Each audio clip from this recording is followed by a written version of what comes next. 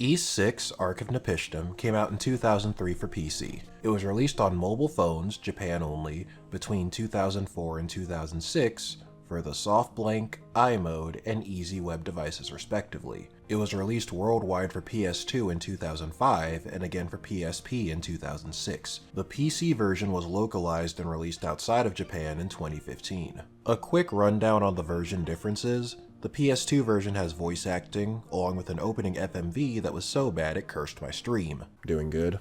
That's good. You're about to do not so good, because I figured we should start the stream off just right. Really set the mood. So we'll be revisiting this. Yeah, had to set the mood. Anyway. The actual game. Just fucked with my resolution. 1 second. Oh no. Oh no. It also had different character models, cheat codes, and an extra dungeon. The initial PC and PSP versions were basically identical to the PS2, just with none of the extra stuff I just mentioned. The second PC version, the one you can currently get off of Steam or GOG, has a resolution bump, difficulty balancing, and the ability to fast travel. Another version of the game, called Ys 6 Online, was released on mobile phones in 2021 for Japan and 2022 for the West. This version, as the name implies, was an MMO that shares the same setting as the original, but you play as your own custom character instead of Adol. Don't worry too much about this one. It shares the same number and setting, but outside of that, it's kind of its own thing. Ys 6 represents an interesting turning point with regards to the development of the series. It was the first entry in a long time, as the series had kind of been on a hiatus, and up to this point, it hadn't been doing too well, with Ys 5 marking an all-time low for the series. Ys 6 was kind of their go big or go home situation. But thankfully things worked out. Ys 6 was pretty well received, especially compared to its recent predecessors, and nowadays it does show its age a bit, but it did a lot to influence the games that would come after it. It settled on a more standard action combat system, the engine that the game was made in would be used again for 2 more games, and it also led to remakes of Ys 3 and 4 eventually being made, which would help to streamline the series even further. By the way, while Ys 6 is a part of the Ys continuity, it is its own self-contained story for the most part. There are a few characters who reappear from older games, and your experience would likely be enhanced if you knew everything about what they did previously, but the current situation in 6 doesn't heavily hinge on their past experiences, so you'll be fine. Coming into this one, I had only played Ys 1 and 2, and I understood what was going on perfectly well. The game takes place on the Canaan Islands. Adol gets washed up here when the game starts, surprising no one, I'm sure. Shortly afterwards, he meets 2 girls. They're different looking than you may expect though, possessing pointy ears and tails. They belong to a race of people called the Rehda. The Rehda live on Quatera Island, which is one of the 3 islands that make up the archipelago collectively called the Canaan Islands. The 2 girls, the older one named Olha and the younger one named Aisha, take Adol back to their village. Adol wakes up, and something you're gonna realize very quickly is that a lot of the villagers do not like him at all. Essentially, other Arisians, Westerners for all intents and purposes, have been frequently washing up on the Canaan Islands due to a vortex that is currently surrounding it, drawing their ships in and, well, shipwrecking them. With no way of crossing over the vortex and going back, the Arisians decided to take up permanent residence on the island. They took what materials they could and started building stuff. Unfortunately, some of the things they tore down and used to build their new civilization happened to hold religious significance to the Rehda. So as you can imagine, this creates a lot of hostility between the 2 groups, which you will see pretty frequently as you play the game. Aisha and Olha's uncle, Ord, is the village chief, and after Adol saves Aisha from a giant monster, he earns Ord's trust to a sufficient enough extent to give Adol a sword made from a special metal called emelis. And that takes us into the gameplay. By the way, I'm not sure about the other versions, but the controls for the PC version were strange. I had to remap the buttons. Anyway, you have your basic movement, jump, and attack. Shortly after you get your first emelis sword, you'll be able to level it up, and getting it to higher levels can unlock additional moves for your basic combo, as well as strengthen the special attack you can perform. There's a total of 3 swords in the game, and they each have their strengths depending on the situation. The sword that Ord just gave to Adol has wind-based attacks, and its special attack allows him to create a large cyclone. Once you obtain other swords, you can also switch between them at any time with the press of a button. There is a mechanic called dash jumping as well, but we don't talk about that. Back to the story. Spoiler warning, by the way. If you're still here, I'm assuming you've either played already or you don't care, so let's continue. So Ord sends Adol to the neighboring island to retrieve a mirror for him. This island, which is called Canaan Island, singular, is where the majority of the stranded Oresians live. On his way there, Adol meets a guy called Geis. He's kind of like Proto-Agate from Trails. He's also an adventurer and somewhat of a mercenary, essentially just Adol but grumpier. Adol makes his way to Canaan Island, and sure enough, mostly Oresians live there, and as I said before, as a collective, they don't really like the Rheidans much either. Their leader, I guess their equivalent of a mayor for lack of a better term, is a man called Baslam. He's a merchant, and this is important because, as you can imagine, this heavily influences how he views his surroundings, more so as business opportunities, tradition, or sentimental value be damned, hence why his group, as well as the Rehda, don't like each other. Ord and the Rehda see these people as destructive and uncaring, as Baslam makes an effort to expand the town. As I said before, a lot of the materials that they've been gathering to build their new buildings and stuff have been like ruins or shrines or other things that the Rheidans find, to be significant due to religious or any other, spiritual reasons. So that's why the Rehda see them that way. And Baslam and the Oresians see the Rehda as uptight and stubborn because I guess what they're thinking is, okay, we're just trying to survive. We don't care about, your religion because, it doesn't mean anything to them because they just got here and they're just trying to make ends meet. Anyway, Adol does some more exploring and ends up at the Grana Vallis mountain. He reaches the top and encounters a cute little fairy. Wow, I'm sure she's friendly and here to help us, right? Okay. Never mind. You defeat the monster and obtain a fragment of the mirror that Ord asked you to get. Yes, there's fragments because it was broken. You also get a new sword, a fire-based sword that has slower but heavier hits. You can charge up individual attacks by holding the button down, and its special attack allows Adol to create a shockwave in a straight line. This move is actually pretty useful since it's quite powerful while also having some range to it. Adol goes through another dungeon, the Ruins of Lost Time, and clears it, obtaining another mirror fragment. Not much else to say there, unless you tried dash jumping for some of the bonus items. In that case, my condolences. Adol makes his way to the Zenith Sanctum.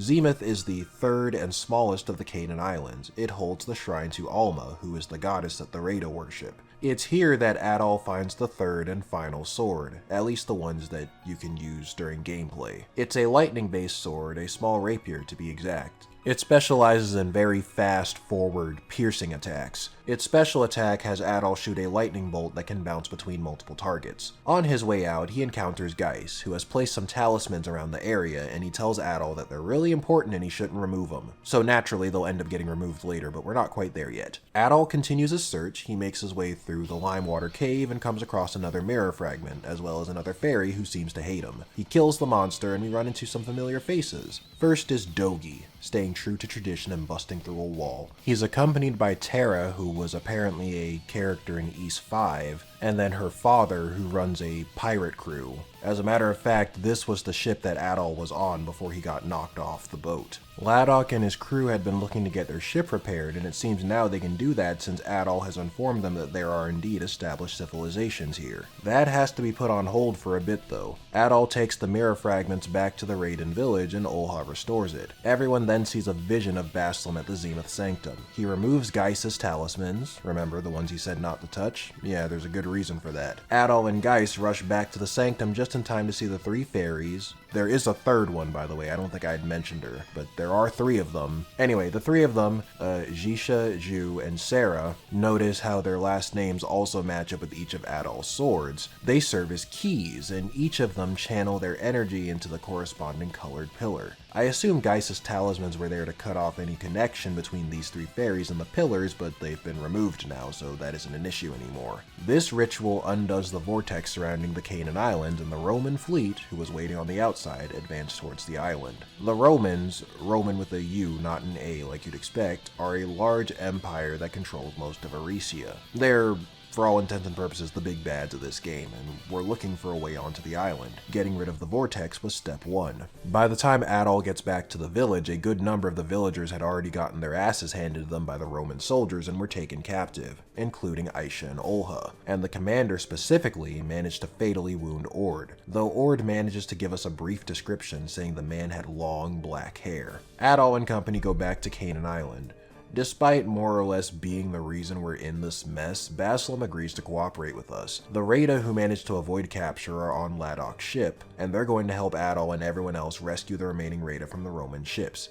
Terra came to ask Baslam for a favor. Essentially, Baslam would throw a banquet for the Roman fleet's admiral. He's a fat ass, so they figured he wouldn't say no to free food. Then Ladok and his crew would create a diversion to distract the majority of the Roman soldiers. While they're occupied with that, Adol and Terra would sneak onto the ships and rescue the captured Raidens. Now, one thing I want to take the time to point out, and I really like how they added this little detail, the soldiers, while they are required to act as a cohesive unit, are not all of one mind on this issue. They could have easily made all of the soldiers just silent NPCs, but they aren't. During cutscenes, or if you take the time to talk to them, they have varying opinions on the situation. Some are in full support of this, others are indifferent, just doing their job, and others are straight up doubting the admiral and commander. Obviously, the soldiers can't say it to their faces, but many of them are sitting there just wondering, what the fuck are these guys doing? Adol and Terra managed to find most of the Raidens and set them free. However, Olha and Aisha are still missing. Adol and Terra soon learned that the two sisters were sent elsewhere, likely the admiral planning to keep them as slaves for himself instead of selling them like the others. Adol finds Olha and kills the monster that was guarding her. Unfortunately, things do go kinda sideways after that. 1, Aisha isn't there, implying she was probably taken elsewhere, and 2, the admiral gets back as soon as we're about to leave. Geis is right behind him though. He clears out the soldiers and asks the admiral where his second in command went, a man named Ernst. And I want to go off topic for a second here. What is up with this guy's name? His name is literally an onomatopoeia. Like, you know how you're trying to lift something heavy, but it's so heavy you make a little groaning sound when you're lifting it? Like, Ernst! Yeah, that's what his name sounds like. Anyway, the Admiral says Ernst was looking through the forest for any stray Raidens, and he had taken Aisha with him. With all that in mind, everyone leaves the ship in pursuit of Ernst, who, by the way, had made it to the Zenith Sanctum, and holy shit, he looks just like Arios from Trails. Well, this game is older, so I guess it's technically the other way around. Arios looks like this guy. But yeah, for all intents and purposes, Ernst is the big bad of the game. The big bad of the big bads. Ernst does indeed have an unconscious Aisha in tow, and it turns out the 3 fairies from earlier, the ones who undid the vortex, were also working under him. Ernst had created them himself. Ladok and Dogi take down the remainder of the Roman fleet and confront Ernst. But Ernst says that's fine because he doesn't need them anymore. Ernst then pulls out a mysterious black sword and smashes the statue of Alma behind him. And as a result of this, out comes, you'll never be able to guess, the Ark of Napishtim. Roll credits. It even comes with its own complimentary sea monster that clears out the rest of the Roman ships for us. Adol, Dogi, Ladok, Terra, and Baslam meet back up to discuss the recent developments. The Ark of Napishtim being able to control the weather and being under Ernst's control is a big problem. And at this point, everyone has come to the realization that Ernst seems to know an awful lot about this island for someone who just got here. Adol goes to check on Ord, and Ord fills him in on why Ernst is currently doing all of this. A long time ago, there was a country far to the west where a bunch of winged gods resided, including Alma. Alma guarded the Ark of Napishtim, which, as I said, controlled the weather. Alma had followers, both human and Raiden alike. One day, the humans stole the Ark's key. It resembled a black sword. Wonder where we've seen that. Whoever held the key controlled the Ark, so naturally the humans tried to use the Ark to their own ends. This did not work out in the long term, though. The Ark started malfunctioning, implying that a human controlling it isn't going to yield the same result as a god controlling it. The weather across the entire world became very unstable. So to fix this, Alma created 3 more keys that would function in the original's place, aka the 3 swords that Adol is currently holding. With these, she managed to seal the Ark away, and, having exhausted all of her power doing so, ended up sublimating. This is why Ernst breaking the statue of her is what triggered the Ark's reappearance. That statue was actually Alma's remains after she sealed away the Ark. Ernst is a descendant of the people who stole the original key, so that's how he got it in the first place. Since Aisha is a descendant of the priestess, that's also why Ernst has her in tow. He plans to perform a ritual and reclaim the Ark for himself. Ord gives Adol directions on how to get to the Ark from the village, passing through some underground passageways. And Adol makes his way to the Ark, the final dungeon of the game. As Adol readies himself for the final confrontation, Olha gives him a pep talk and a taxi via giant winged bug. And Geis tags along too. He really wants to confront Ernst as well, for some reason.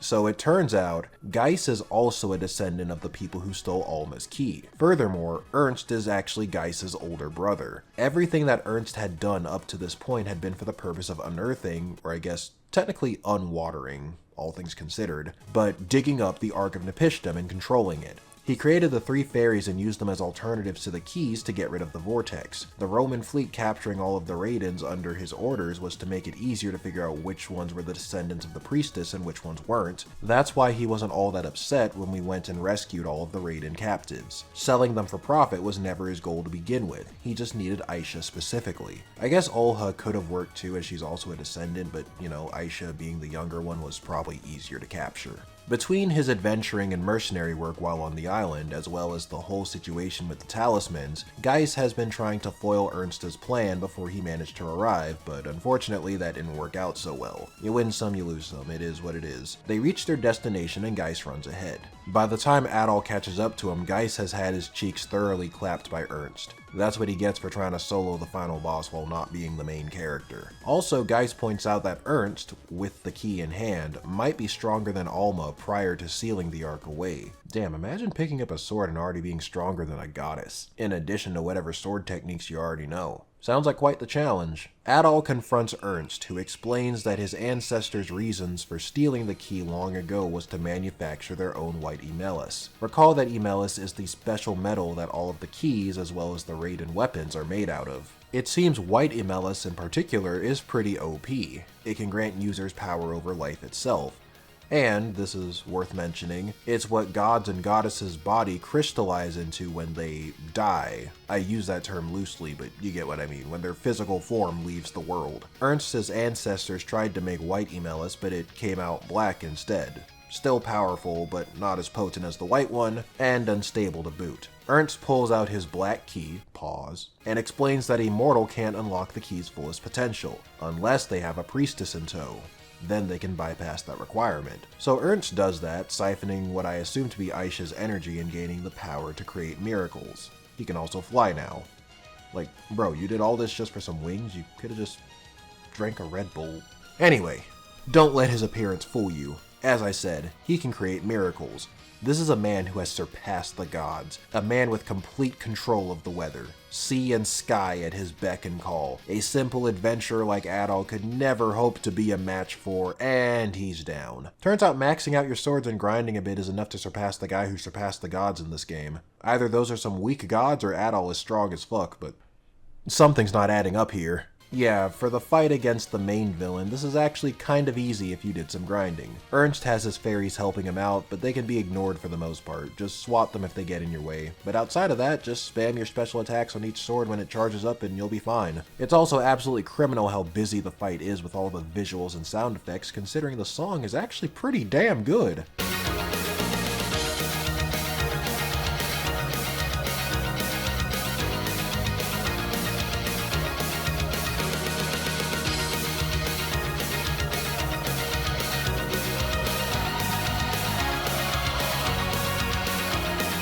I mean, East music in general is pretty good, but this song specifically kind of stands out in this game. Anyway, Adol rescues Aisha while Ernst is down there coping and seething, maulding and balding. Geis comes in as well, strongly suggesting that Ernst just give it a rest. How did he heal up so fast? Anyway, Ernst isn't done. He commands the Ark to bestow its full power unto him. Let him cook! And... Let him cook now! Let him cook! The Ark zaps him. I said, let him cook! Bro cooked and got hot oil all over himself. Shameful. But worse yet, Ernst's stunt also destroyed his key, meaning the Ark was now running on autopilot, and right now it's fixing to tear the whole continent up. Ernst then goes into this segment on how, actually, I wanted to do it to atone for the mistakes of my ancestors. I don't really like when the plot waits until the villain is literally on his deathbed to say, oh hold on, he was actually just misunderstood, please feel bad for him. Like, there are good ways to do that, but you gotta drop hints. You need to show some cracks in the hull from earlier than that. It's made worse by the fact that Ernst not only shows no doubts or indication that his reasons for doing all of this was more noble than he was letting on, but if anything, all of the stuff he was saying implied the opposite, that his endeavors were completely self-serving as all he could talk about was the power and surpassing the gods. He even admits this in the next sentence of that same scene that yeah, he still really wanted the power, even taking everything else into consideration. Plus, if he really truly wanted to do all of that to atone for what his ancestors did, why the fuck would you bother to dig up the planet-busting Ark in the first place? You're gonna atone for what they did by digging up the same Ark that they tried to take over the world with, and trying to take over the world with it?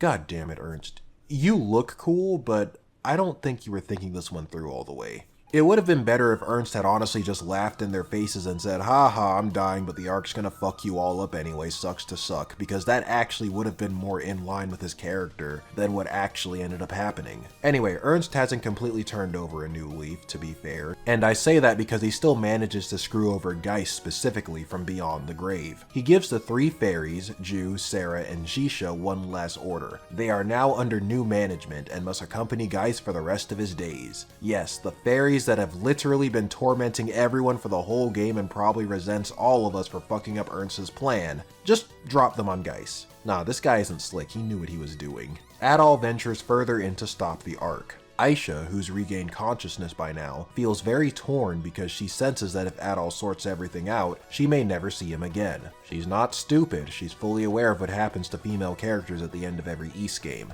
Adal manages to disable the Ark's central unit in one last boss fight. However, I kind of consider the Ernst fight to be the true final boss of the game. It had more build up, and for this you're kind of just fighting an object. Anyway, with all of that out of the way, the Ark collapses. Adal washes up on the shore, because of course he does, and soon after says his goodbyes and departs on a new adventure, leaving behind two very distraught sisters to wonder if he would ever come back to visit. 4 and 5. By the way, I know this isn't the canon order because Ys 3, 4, and 5 happened before this game, except even then that wouldn't be the right order because the numerical order of the Ys games isn't the chronological order either, so I'm playing in jank order for lack of a better term, whatever. This is what we're going with. As I said before, Ys 6, while it kind of shows its age in some areas, being the oldest game in this particular engine, is still a great game. The gameplay is still really cool, simple but fun, the story's decent, they drop the ball with a couple of things, like the villain at times, but it's still an enjoyable experience. It's also not very long. If you take your time, you might finish in around 15 hours, which is absurdly short for a JRPG. But yeah, all that in consideration, that will mark the end of this video. I beat this game quite a while ago, so I apologize for taking so long to review it. I hope it was worth the wait. Do leave a like if you enjoyed it, sub to the channel if you haven't already. A special thanks to all channel members for your continued support, I really appreciate it. And I will see you all again very soon.